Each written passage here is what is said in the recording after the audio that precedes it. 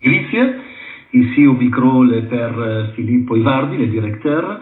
Et voilà Brigitte, nous sommes enchantés et merci de votre temps.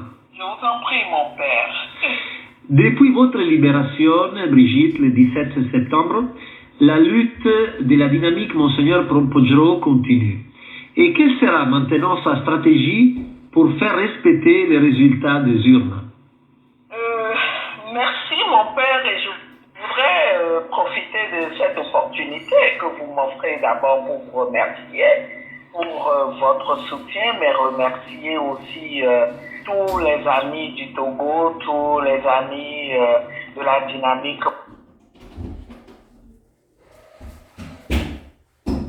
en Italie et de par le monde pour que mon collègue Gérard Jossou et moi-même nous soyons libérés. Soyez en remerciés et vous ne pouvez vous imaginer l'impact de cette contribution-là que vous avez apportée. Car voyez-vous, les régimes dictatoriaux et autoritaires n'aiment pas le bruit et n'aiment pas la lumière. Merci beaucoup de nous avoir soutenus. Alors, pour répondre à votre question, je voudrais dire avec fermeté d'abord que cette épreuve ne nous a pas du tout ébranlés. Au contraire, elle nous a démontré que le Seigneur est avec nous dans ce combat et l'action et la foi en Dieu sont les deux piliers du combat que mène la dynamique Monseigneur Poggio. Comment allons-nous poursuivre ce combat? Eh bien, d'abord, nous avons déjà recommencé à affirmer avec fermeté que nous ne voulons pas, nous ne pouvons pas transiger avec la vérité et avec le choix que le peuple togolais a fait massivement de changer, de rompre avec un régime qui est un régime qui est vieux de plus de 53 ans, de rompre avec ce régime en votant pour le candidat de la dynamique Monseigneur Poggio. Nous tenons toujours à ce que ce choix soit respecté. Et donc, c'est quelque chose que nous continuons à affirmer et nous continuons à mobiliser davantage les Togolais pour qu'ils comprennent que depuis que nous sommes entrés en démocratie formellement au Togo et depuis que nous avons organisé des élections présidentielles, le régime qui veut se maintenir au pouvoir a toujours volé les résultats, a toujours tout fait pour se maintenir. Mais cette fois-ci, il faut en finir avec cette manière de faire-là. Il faut que le régime accepte que l'alternance doit avoir lieu au Togo. Donc la sensibilisation continue, la mobilisation continue. Et nous entendons poursuivre cette lutte en utilisant les moyens les plus légaux. Parce que, je vous l'ai dit, le Togo est entré en démocratie. Nous avons, notre constitution reconnaît le droit de manifester, reconnaît la liberté d'expression et la liberté d'opinion. Et donc, nous voulons utiliser toutes les formes de manifestation qui sont autorisées pour que le régime comprenne que nous ne sommes pas contents. Et nous sommes prêts. Nous sommes prêts à discuter avec les tenants du pouvoir pour que toutes les garanties dont ils ont besoin, pour que nous puissions au Togo instaurer enfin une vraie paix, que nous puissions enfin ensemble construire notre pays et donner à la jeunesse des gages d'un avenir meilleur. Nous sommes prêts à participer à ces discussions-là. Donc, notre combat est un combat résolument pacifique, un combat légal, mais un combat dans la fermeté et la détermination en croyant fermement que nous avons le soutien de Dieu, qui est le premier garant des droits de l'homme. Et les droits fondamentaux de l'homme incluent le droit pour les peuples de choisir leurs dirigeants, le droit de vivre décemment, le droit au développement. Et tout cela est encore quelque chose de théorique au Togo, où nous avons un régime qui cultive la pauvreté et la misère pour pouvoir se maintenir au pouvoir. Et vous savez, mon père, nous devons combattre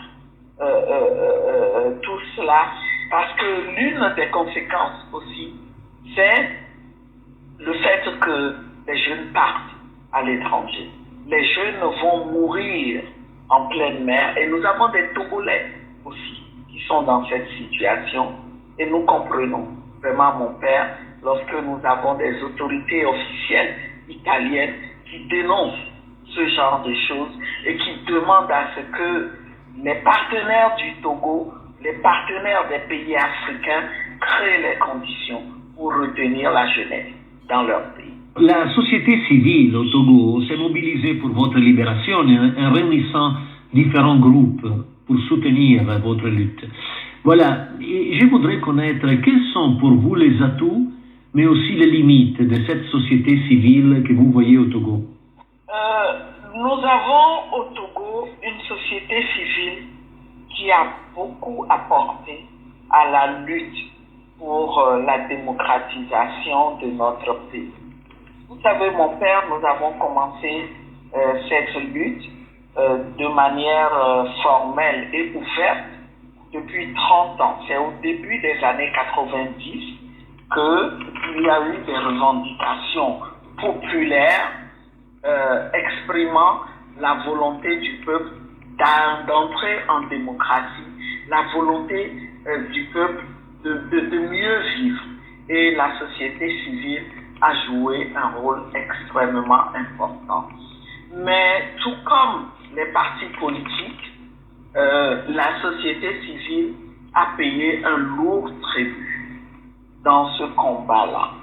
Elle a été combattue, tout comme les militants de partis politiques, et elle, malgré les difficultés, elle continue de jouer le rôle qui est le sien. Aujourd'hui, la société civile a les mêmes limites pratiquement que les partis politiques, où on vit dans un contexte où les libertés fondamentales sont confisquées. Mon père, je voudrais vous donner l'exemple actuel d'un journaliste qui dirige un média privé et qui, dans la nuit d'hier même, a été arrêté sur instruction d'un officier de l'armée. Et c'est l'actualité du jour, mon père. Vous vous rendez compte? En plein couvre-feu, on vient mettre la main, on va au domicile du journaliste avec toute une armada de militaires, et on lui fait injonction de suivre, et donc on l'emmène dans une gendarmerie, et selon les informations que nous avons. Alors que lui reproche-t-on, mon père? Dans la dernière parution du journal de ce monsieur, il a révélé un scandale qui se serait déroulé dans une institution financière, une institution financière de la place, impliquant des membres du gouvernement, 2 membres du gouvernement, qui, c'est un peu honteux de le dire, mais qui auraient pris la liberté d'emporter une partie du couvert en or ou doré, en tout cas qu'on aurait utilisé pour leur réception. Alors, ça suffit pour aller chercher ce monsieur dans la nuit. Donc, vous voyez, c'est l'une des limites de la société civile. Les organisations de la société civile sont là, elles se battent, mais elles sont confrontées à cette volonté de s'asseoir sur les droits de l'homme et sur les libertés fondamentales. Mais avec beaucoup de courage, cette société civile avance aussi, dénonce et prend part à ce combat de libération du Togo, parce que c'est de ça qu'il s'agit. Il s'agit de libérer notre pays d'un régime vieux de 53 ans, incarné d'abord par le père qui a gouverné pendant 38 ans jusqu'en 2005, et ensuite par le fils qui, à la mort du père, a pris sa place de manière illégale et qui se maintient au pouvoir depuis 16 ans par des élections qui dont les résultats sont toujours volés. Voilà le défi auquel la société civile, elle aussi, est confrontée. Et je voudrais connaître le rôle des évêques du pays, parce qu'ils ont exprimé aussi, à votre égard, cette demande de libération.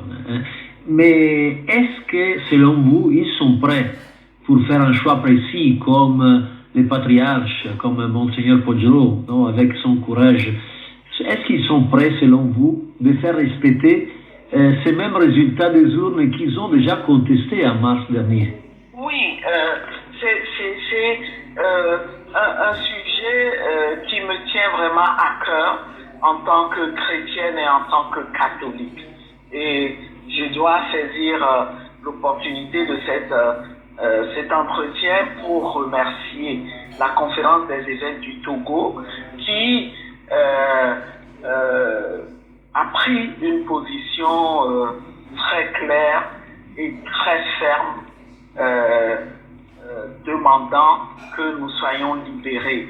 Et avant même cette position, je voudrais remercier le recteur du séminaire, du petit séminaire Saint-Pidis, qui, avec un autre de ses confrères, est venu nous rendre visite régulièrement en détention, jusqu'à ce qu'on interdise leur visite lorsque la conférence des évêques du Togo a sorti sa déclaration. Je crois que la conférence des évêques du Togo, les autres évêques du Togo, sont eux aussi conscients de ce que ce peuple souffre énormément sous ce régime. Et ce que nous attendons des évêques du Togo, c'est qu'ils fassent corps avec le patriarche et qu'ils montrent davantage leur détermination à combattre aux côtés du peuple, à faire en sorte que le régime collabore et comprenne, adhère aux aspirations profondes des Togolais à vivre en liberté et à vivre mieux. Et la désunion de l'Église, une désunion apparente de l'Église, est une situation qui en rajoute à la souffrance des catholiques que nous sommes au Togo. Donc, mon Père, nous prions pour que, à partir de cette déclaration qui a été faite, que désormais la conférence des évêques du Togo retrouve une cohésion et que leur position soit plus forte et plus proche des souffrances de leurs brebis. Venons à vous. Vous étiez la première femme au Togo à se présenter comme candidate à la présidence en 2010. Hein? Mais entre-temps, se sont passés 10 ans. Hein? Et en ces derniers 10 ans, quels sont les changements que vous avez vus dans les pays et quelles sont les priorités pour la politique que vous voulez mener de l'avant avec la dynamique Monseigneur Podjo? Merci pour cette question. Oui, effectivement, il y a 10 ans, mon parti, la Convention démocratique des peuples africains, m'a fait l'honneur de représenter le parti à l'élection présidentielle de 2010. D'abord, c'est quelque chose, une responsabilité que j'ai assumée avec beaucoup de fierté parce que avant d'être femme politique, je suis aussi une militante des droits de la femme et j'ai quitté l'enseignement universitaire depuis 1997 pour me consacrer à la promotion, à l'effectivité des droits des femmes au Togo et en Afrique. Donc c'était une opportunité pour moi de démontrer aux femmes que elles aussi, nous aussi femmes, nous avons un rôle important à jouer dans la gestion de la cité parce que en dernier recours, ce sont les femmes qui portent le poids des mauvaises décisions que les gouvernants prennent. Donc nous sommes fondés, nous sommes légitimes à vouloir être positionnés au plus haut, là où les décisions se prennent dans l'intérêt de tous. Et donc, pour répondre à votre question, je dirais que oui, la situation a évolué, mais on ne peut pas dire qu'elle a évolué positivement. Du point de vue de la condition sociale des populations, on peut dire sans embâche que la pauvreté s'est accrue. Et je l'ai dit tantôt, on a même l'impression que c'est un choix délibéré pour ce régime de ne pas travailler à sortir les populations de la pauvreté afin de pouvoir les asservir davantage, afin de pouvoir acheter les consciences, si je veux parler plus concret. Vous savez, aujourd'hui, mon père, quand des élections arrivent, il suffit pour ce régime de distribuer de l'argent. Et il a les moyens de l'État. Il lui suffit de distribuer 1000 francs CFA, 2000, 5000 francs CFA, ce qui ne fait même pas, c'est entre 2 et 4 euros pour obtenir que les populations votent pour le régime, avant de se rendre compte dès le lendemain que, elles retrouvent leur situation, leurs conditions misérables. Donc, aujourd'hui, la pauvreté s'est accrue et les institutions internationales le disent. Le programme alimentaire mondial a sorti en novembre dernier, je pense que c'était le 16 novembre, une déclaration dans laquelle elle s'inquiétait du nombre de populations au Togo qui vivent en insécurité alimentaire. Sur le plan de la santé, de l'éducation, c'est un calvaire au quotidien pour les Togolais de se soigner convenablement. Tandis que les dirigeants, dès qu'ils ont la possibilité, dès qu'ils ont le moindre pépin, eh bien, ils voyagent, ils vont en Europe se faire soigner et le chef de l'État togolais aime bien venir se faire soigner, aller se faire soigner en Italie, je vous le dis, en passant. Et pendant qu'eux, ils ont les moyens d'aller se faire soigner, eh bien, des populations meurent chaque jour de maladies que l'on sait guérir, comme le paludisme. Et sur le plan de l'éducation, le problème est que même au niveau de l'infrastructure, vous avez des élèves qui qui vont à l'école sous des arbres ou dans des équipements vraiment précaires.